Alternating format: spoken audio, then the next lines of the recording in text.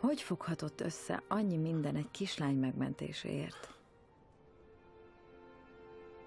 Képzeld el, hát ha nem csupán Abbyért volt. Képzeld el, hogy nem különlegesebb és nem kevésbé különleges bármelyikünknél. Képzeld el, hogy mind különlegesek vagyunk, és a világegyetem egyformán szeret minket. Olyannyira, hogy akár az időt is legyőzheti, hogy segítsen rajtunk. De csupán néhányan vagyunk oly szerencsések, hogy ennek tanúi lehetünk.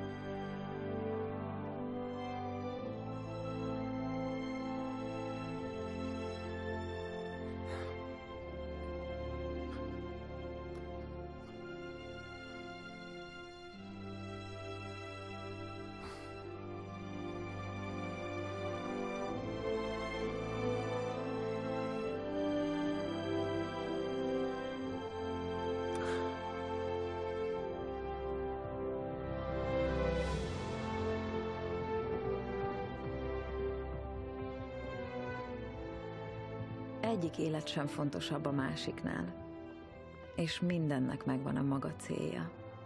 Mindennek. Képzeld el, hogy mind a nagy terv részei vagyunk, melyet egy nap majd megértünk.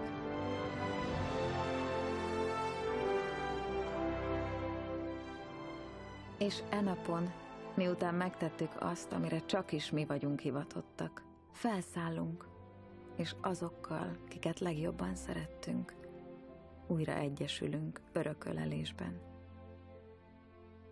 Képzeld el, hogy csillagokká válunk.